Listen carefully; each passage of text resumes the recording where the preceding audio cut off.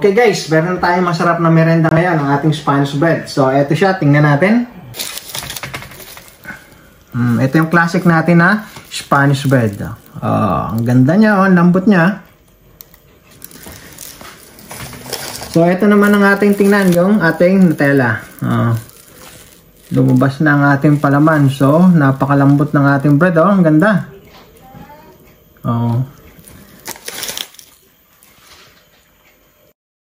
Hello again guys, welcome again sa aming YouTube channel, Emergency TV. Maraming salamat nga po pala sa patuloy niyo suporta sa aming munting channel.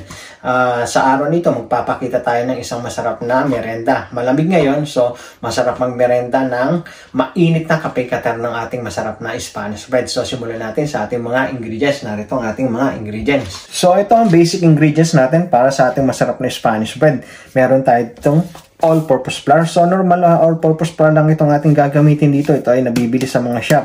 Itong sa amin, bili namin ito sa Aldi. So, Aldi, again, baka naman, kailangan din natin ng milk at water. Itong milk at water nito, ang proportion nito, makikita niyo sa full description ng ating video kapag ini-upload na namin ito. So, nandun na ating exact ingredients ng ating masarap na Spanish bread. Of course, ang eggs. At meron tayo dito ng dalawang sugar. Mapapansin nyo, itong isa marami. Ito sa kaunti lang. So, etong kaunti, ilalahok natin to sa ating wet ingredients. Samantalang itong ating maraming sugar ay para sa ating dry ingredients. So, kailangan din natin ng salt, ang ating fast-active dry yeast, at ang ating butter. So, ito ay ating tutunawin yung butter natin. Samantalang itong ating milk at water ay ating i-warm ng konti sa ating microwave kasi lamig din of course ang tubig. So, itong isang box ng plain flour nito ay 1.5 kilos. So, ang 1.5 kilos ay 11.5 cups. So, kailangan natin dito ng 9.5 cups. So, eto, lagay lang natin siya dito. Bawasan lang natin siya ng 2 cups. So, ayan. So, 9.5 ng ating flour. So, halahok natin ng ating sugar. Ito siya. Ang ating salt. So, set aside lang natin at ating warm muna ang ating milk and water combination. So, ito na ang ating warm milk. So, lagay na natin ang ating sugar. Unahin natin siya. At ang ating dry fast-active yeast. So, ito siya. Haluin lang natin siya. Ang sekreto nga pala ng ating malambot na Spanish bread ay sa paraan ng pagpapalsa ng ating Spanish bread. Doon nakikita kong mas ganda ang kalalabas ng ating Spanish bread kung maganda ang ating pagpapalsa ng ating Spanish bread. So, itong ating dry active yeast na pinalsa. Ang ganda na niya, oh. Bulang-bula na siya. So, lalagyan na siya natin sa ating dry ingredients. Ito ang ating dry ingredients. At kailangan din natin ng butter at egg sa pagkakataong ito. So, ilagay lang natin siya doon sa hole na create natin kanina.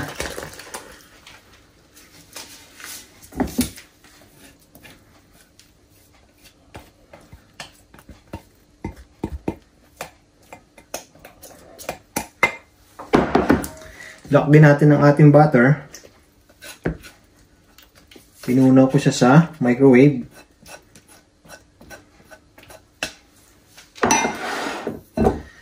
At kailangan natin ng egg.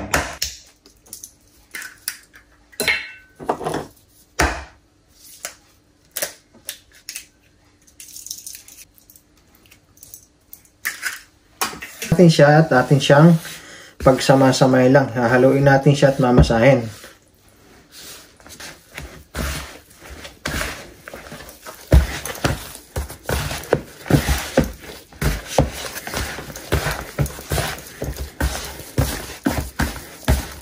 Natin ang ating table at i-transfer natin to.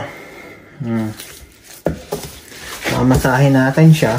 Kung kinakailangan yung dagdagan ng flour nyo, gawin nyo para lang mamasa natin ng maayos at hindi dumikit sa ating table ang ating dough.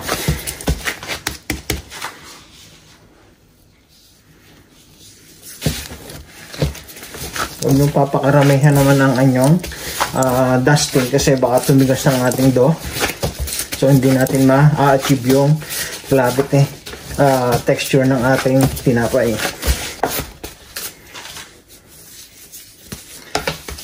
Atin siyang i-rest, papalsin siya for 30 to 45 minutes or depende sa room temperature nyo, kasi dito sa amin ang ginagawa namin all day lang ating heater, so tinatabi ko siya sa heater para mabilis siyang umalsa. So ganun ang ginagawa namin dito sa Pilipinas. Dahil mainit naman lagi ang panahon, hindi problema ang pagpapalsa ng ating dough.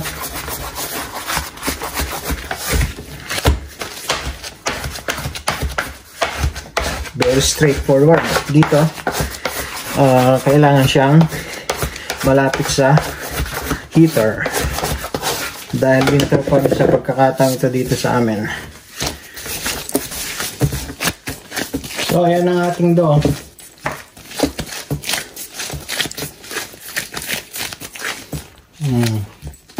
Ganda na siya. Pwede na siya natin paalsahin sa pagkakataon ito. Tingnan natin siya sa ating bowl. Ito yung ating bowl. Das lang natin siya ng konti. So, ito. Ready na para paalsahin natin for 30 to 45 minutes. Clean lang natin siya. At saset aside na natin. So habang nagpapalsa tayo nito, gagawa tayo ng ating filling. Ang ipapalaman natin sa ating masarap na Spanish bread ay yung classic na palaman nito. Ito yung breadcrumbs, butter at sugar. So wala tayong breadcrumbs na usually ginagawa namin yun from leftover bread na tinotoast at dudurugin siya para maging breadcrumbs. So ang gagawin natin ay plain flour, milk, sugar at butter.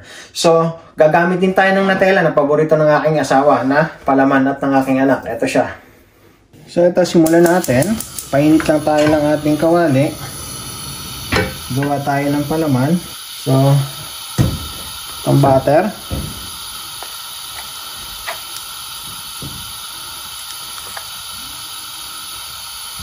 So ito, natutunan ng ating butter. Lalawakan natin siya ng milk.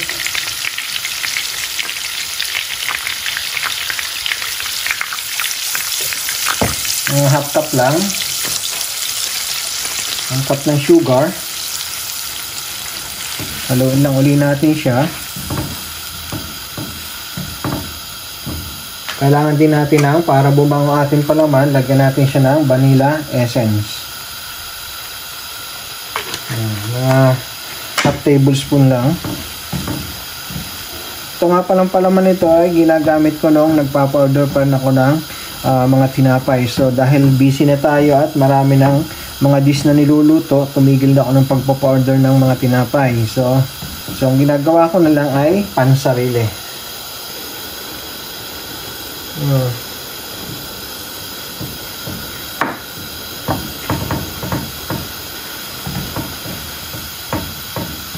So pwede itong gawing pampamilya at pang negosyo na palaman para sa ating Spanish bread.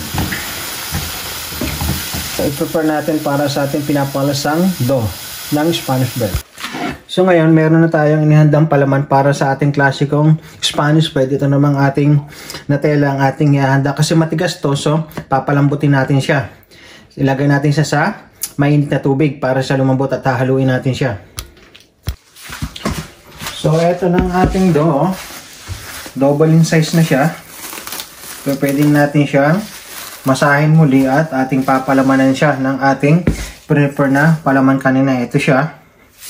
At yung ating Nutella na inalagay natin sa tubig. So, mainit itong tubig nito para matunaw ang ating Nutella kasi matigas siya.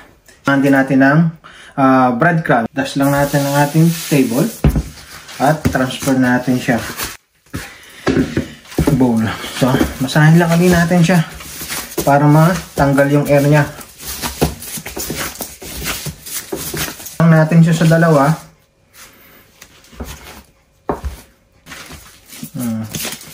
Set aside ulit natin yung isa. Ating masahin muli ito. Titimbangin nyo siya. So, depende sa laki ng inyong Spanish bread ang gusto nyo. So, usually, before, ang ginagawa ko ay 45 to 50 grams ang bawat isa niya. So, dahil ito ay ating pansarili lang, hindi natin kailangan siyang timbangin.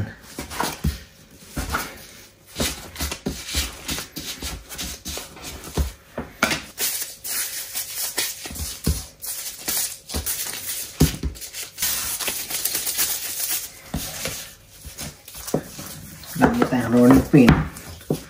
So, ito. Ganyan lang, lagyan natin siya ng palaman.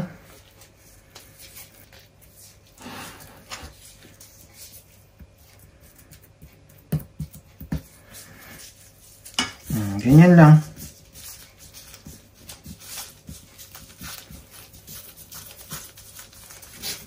Ayan. So, papagulungin siya sa ating breadcrumbs. Mayroon lang ating Spanish bread. So, ayan siya, pinch lang natin ang dulo niya para hindi siya bumukas. At, kailangan natin ng baking tray. Ayan siya. At, lagay lang natin siya dito.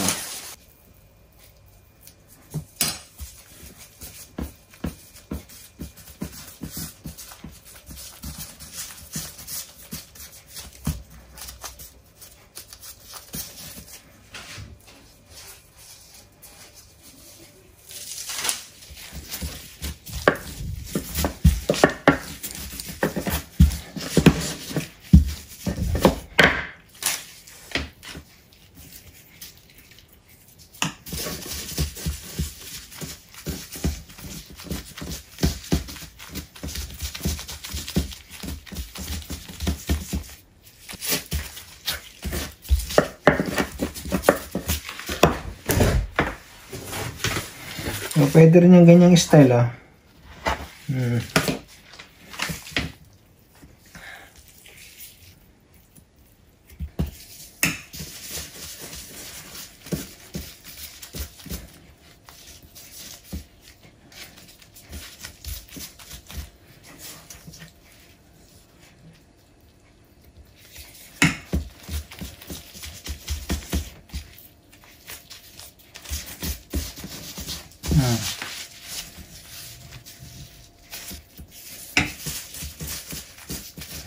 Napaka-versatile nandun ng ating Spanish bread.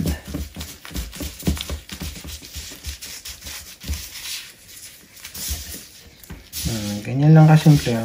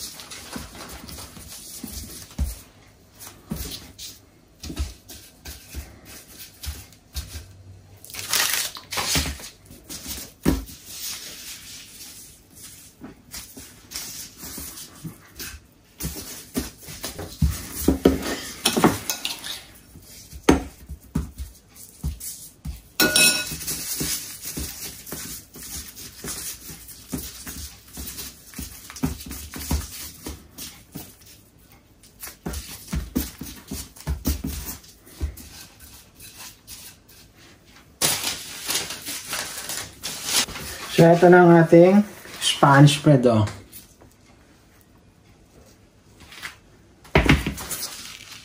So, ito na ang ating papaalasin yung Spanish bread for 20 minutes bago natin siya i-bake. Ito naman yung isang korte niya.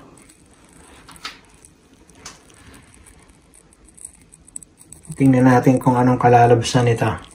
Experimentan tayo ng korte.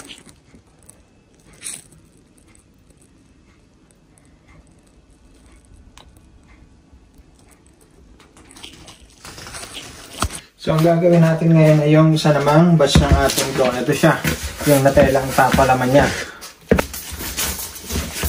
At, di-divide ulit natin siya.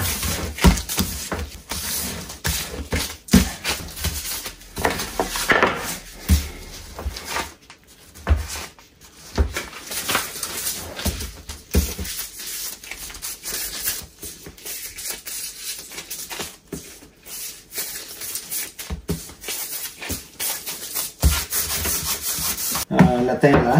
Ito naman. So, I suppose, ito ay malambot na. Ayan siya. Spreadable na siya. So, ready na. Buhay tayo.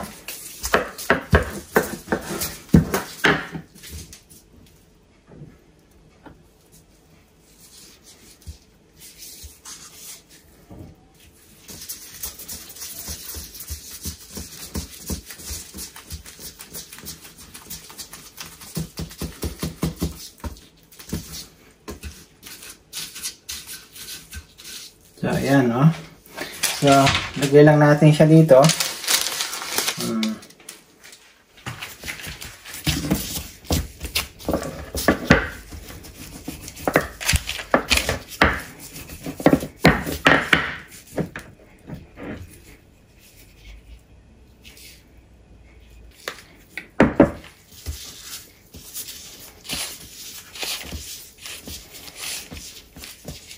Siguraduhin lang natin hindi siya lalabas sa ating dough para hindi magkayat sa ating pagbe-bake.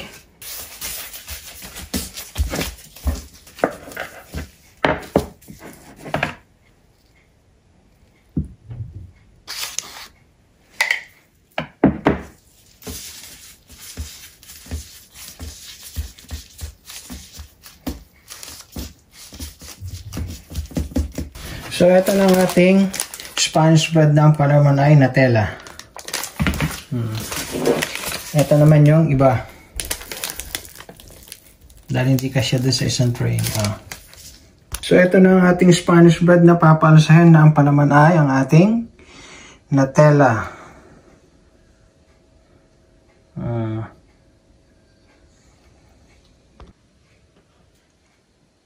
Ayan. Bebake na natin siya maya-maya pag napalasan na natin.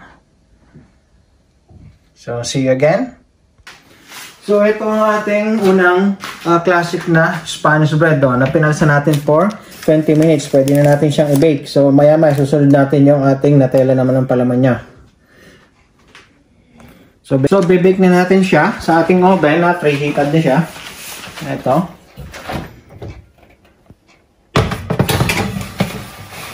Bake natin siya for 15 to 25 minutes. So, depende sa ating klase ng oven na gagamitin.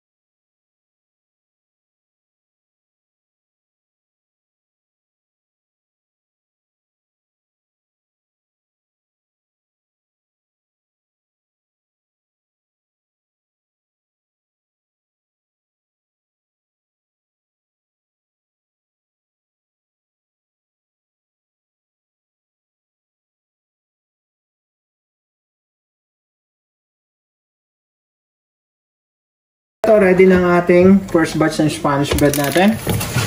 So, freshly baked siya.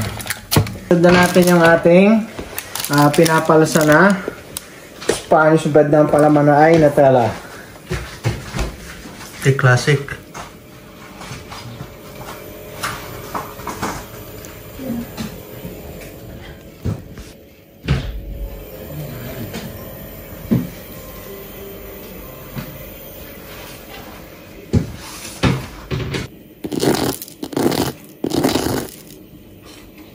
So, ito yung ating second batch ng ating i-bake.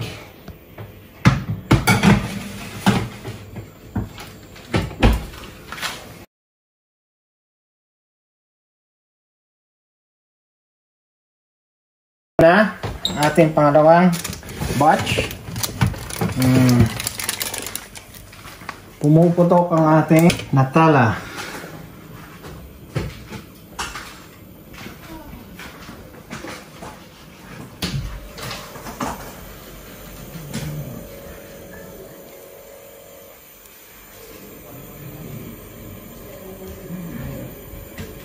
Ating last batch ng ating Spanish Nutella.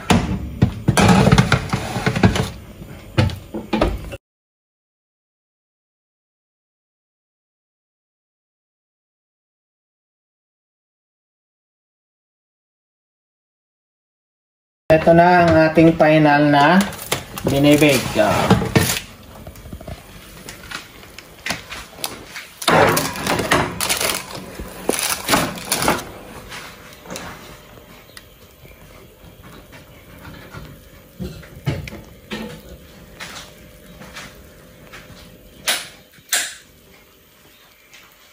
Okay guys, meron tayong masarap na merenda ngayon, ang ating Spanish bread. So, eto siya, tingnan natin. Ito yung classic natin na Spanish bread. Ang ganda niya, ang lambot niya. So, ito naman ang ating tingnan, yung ating Nutella. Lumabas na ang ating palaman. So, napakalambot ng ating bread. Ang ganda.